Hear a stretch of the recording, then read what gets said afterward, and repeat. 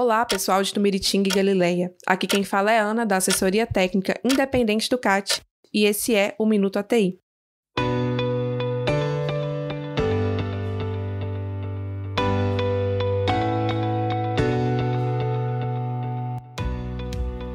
Bom, hoje nós estamos com uma novidade, pois estamos inaugurando o Minuto ATI, que a partir de hoje é um espaço da Assessoria Técnica Independente do CAT, de comunicação direta com vocês, população atingida dos municípios de Tumiritinga e Galileia.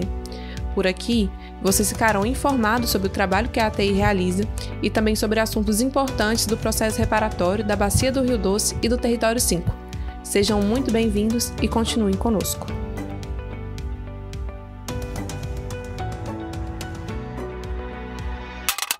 E o assunto do nosso Minuto ATI de hoje é a respeito de um direito garantido a todos os brasileiros e brasileiras pela Constituição de 88 e que é vital às nossas vidas.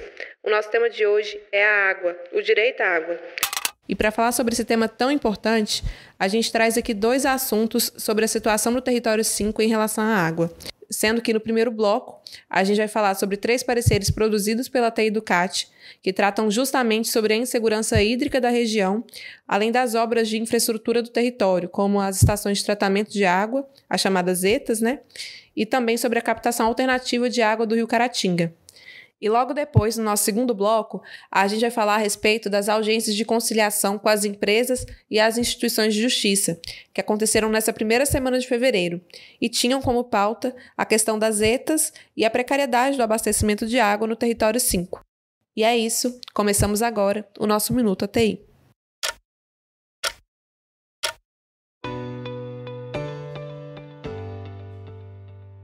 E dando início aqui ao nosso primeiro bloco, para poder falar sobre os pareceres técnicos produzidos pela assessoria, a gente contou com a participação da Jéssica Lozovei, que é analista ambiental do CAT, e que vai trazer mais informações sobre esses documentos. Ei, Jéssica, bem-vinda. É um prazer tê-la conosco aqui. Bem, você foi uma das analistas, responsáveis pela produção desses pareceres técnicos, que trouxeram informações a respeito da insegurança hídrica sofrida pela população do Território 5. E aí, dentro disso, primeiramente, eu tô querendo que você explique pra gente o que é um parecer técnico e como que ele pode auxiliar na busca por informação à população atingida. Oi, Ana. Bom, um parecer, ele é um documento com muitas informações técnicas que vai explicar de forma detalhada alguma situação, alguma ocorrência ou algum evento que está acontecendo em algum lugar. Então, ele pode ser escrito ou por um analista ou por várias pessoas de várias equipes. Então, depende de cada situação. Ele sempre tem informações que são obtidas tanto a partir de artigos científicos, de dados de órgãos públicos, por exemplo, ou mesmo de alguma coisa, alguma norma, legislação que já está prevista, Quando a gente produz os pareceres aqui sobre o Território 5, por exemplo, a gente pode pegar dados da Agência Nacional das Águas, do Instituto Mineiro de Gestão das Águas também. Assim, a gente vai pegando dados de várias organizações, de várias instituições para ter informação, E esses pareceres, eles podem auxiliar a população atingida mostrando como que está uma situação referente ao território e também mostrando soluções para esses problemas. Então, são 3 pareceres, sobre os casos dos municípios de Tumiritinga, Galileia e também da comunidade de São Tomé do Rio Doce. Você pode nos explicar um pouquinho sobre cada um desses casos? Isso mesmo, são 3 pareceres. Então, esses 3, eles foram produzidos esse ano pelas equipes da temática e da área de direitos e participação aqui do CAT e ATI, Tentando mostrar alguns dos problemas relacionados às estações de tratamento de água nessas localidades. Então, ali em Galileia, a questão é que as casas que estão em volta da estação de tratamento de água, elas têm vários problemas estruturais, por causa justamente das obras que foram feitas pela Fundação Renova. Então, são várias famílias que estão vivendo ali, que elas têm que conviver com rachaduras, com fendas em suas casas e até mesmo o risco de choque elétrico, que pode causar, vir a causar algum problema maior, tipo risco de morte. Porque foi tudo feito de uma maneira muito inadequada, foi colocado um poste de energia num lugar que não deveria ter sido colocado. Então, esse parecer de Galileia vai contar sobre essas situações e questões também relacionadas a problemas de saúde que as pessoas desenvolveram e falta de privacidade também, que é um tema importante. Sobre Tumiritinga, então a gente produziu um documento para tentar validar a captação alternativa que é tão reivindicada pela população, mostrando um pouquinho de como está a situação da água do Rio Doce e do Rio Caratinga também. Então, nesse parecer, a gente focou bastante sobre a segurança hídrica ou insegurança hídrica, né, que é o que acontece na região, explicando que todos deveriam ter direito à água pura, qualidade de água e acesso, né, sempre que as pessoas quisessem. E que a gente sabe que isso não acontece, principalmente depois do desastre. Então, tem muita gente que tem que buscar água nas minas, tem que comprar galão de água mineral ou fazer a perfuração de poços de água. E para finalizar, em São Tomé, a gente contextualizou sobre vários problemas relacionados à ETA, como, por exemplo, que ela não está cumprindo uma legislação brasileira, uma norma, né, brasileira, em relação à altura das enchentes e aonde está situada essa estação de tratamento de água. Mostrando também alguns dados de qualidade da água que foram divulgados pelo Ministério da Saúde e, enfim, contando essa situação que as pessoas vivem ali e elas têm que ir até a Barra do Cuieté, muitas vezes, para buscar água para conseguir tomar, porque a água não está com uma boa qualidade. Quais são os principais metais pesados que foram identificados nos estudos em que vocês se basearam no Território 5? Ana, é importante comentar que os dados que a gente trouxe nesses estudos, eles são análises feitas por órgãos públicos, pelo monitoramento, né, do Rio Doce, que é realizado pela Fundação Renova, e também com alguns dados já publicados pelo LACTEC, que foi expert do Ministério Público.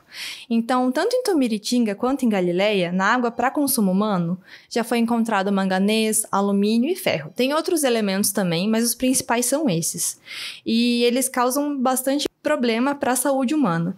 Além de que, a gente viu também que tem excesso de cloro e a presença de uma bactéria chamada Escherichia coli, que ela pode causar diversas infecções intestinais e no trato urinário. No geral, de que forma que esses elementos, né, esses metais pesados que foram encontrados no Rio Doce, podem prejudicar a vida humana e a saúde das pessoas?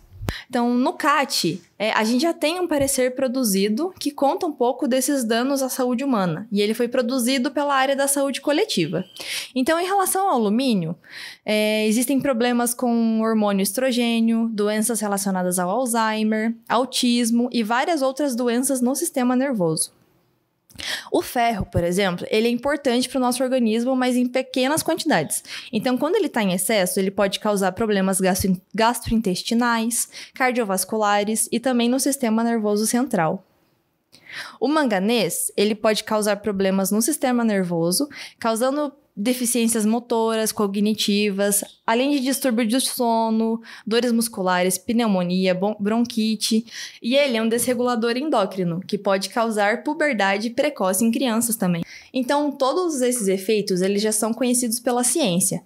Mas é importante a gente entender que nem todos esses sintomas, eles vão estar relacionados necessariamente à água que você está ingerindo.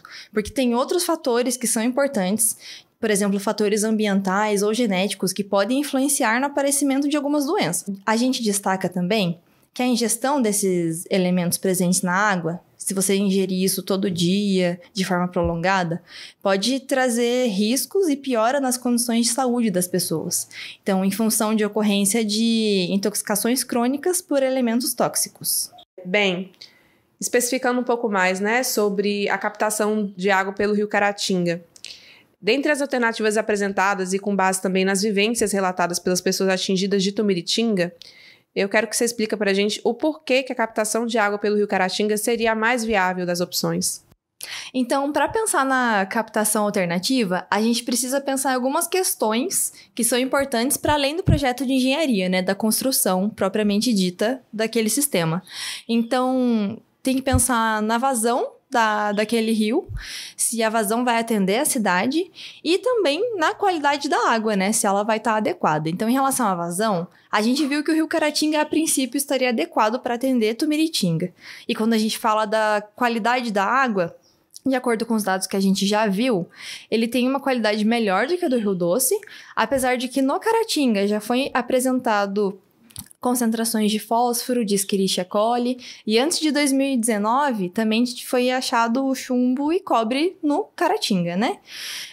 Só que essa quantidade de vezes que aparece esses valores discrepantes, né, esses valores altos de alguns metais, é muito menor do que do Rio Doce. E eu acho que o mais importante, que é o que vai validar mesmo essa captação alternativa, é a reivindicação da população, que já vem há muitos anos lutando por isso. E como que essa captação do Rio Caratinga se daria, assim, na prática? Então, a nossa sugestão seria de implementar uma captação já a partir da própria ETA da Barra do Cuietê. Mas para isso seria necessário instalar um sistema de bombeamento de água, porque o desnível do terreno ali ele não permite que a água chegue até Tumiritinga só por gravidade. Só que essa questão, por exemplo, de valores, de quanto gastaria para executar esse projeto, a gente não tem como prever, assim, não é a competência da ATI fazer isso. Mas, Ana, mesmo que seja uma alternativa, tem algumas coisas que são importantes da gente falar. Por exemplo, de acordo com a Agência Nacional de Mineração, tem algumas atividades minerárias que podem vir a impactar a qualidade do rio ao longo do tempo. Por exemplo, a exploração de ouro ali na região, que está em fase de estudo, mas isso pode vir a se tornar uma realidade, né? Além de outros tipos de exploração minerária. Então, isso que é um ponto bastante importante de ser levado em consideração.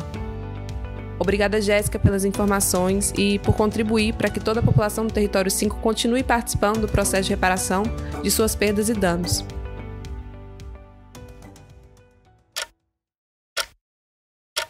Bem, agora a gente parte para o nosso segundo bloco do episódio, em que a gente conversa com a analista de Direitos e Participação, a Ana Carolina Toches, que esteve presente nas audiências da Fundação Renova com os órgãos municipais de Tumiritinga e Galileia, e tratou sobre a questão das estações de tratamento de água e a precariedade do abastecimento de água do Território 5. Ana, bem-vinda, muito grata por estar aqui presente com a gente. Primeiramente, eu gostaria de saber assim, qual que foi o objetivo dessas audiências, né? E o que ficou encaminhado em cada uma delas. Então, em 2016, a Fundação Renova assinou um acordo e assumiu o compromisso de realizar a construção ou reforma das estações de tratamento de água dos municípios que eram abastecidos pelo Rio Doce antes do rompimento da barragem. Essas audiências que estão acontecendo estão sendo realizadas para que cada obra feita pela Fundação Renova possa ser analisada em detalhes. Um diferencial dessas audiências é que o juiz autorizou a participação de representantes das pessoas atingidas em cada uma delas. A decisão está fundamentada na Política Nacional dos Atingidos por Barragem e no princípio da centralidade da vítima. E ela representa um avanço no direito das pessoas atingidas.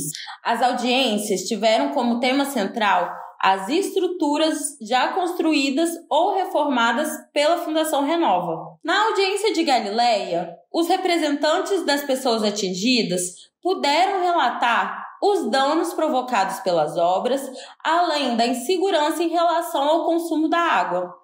As obras na estação de tratamento de água em Galileia estão consideradas concluídas, mas a unidade não está em funcionamento.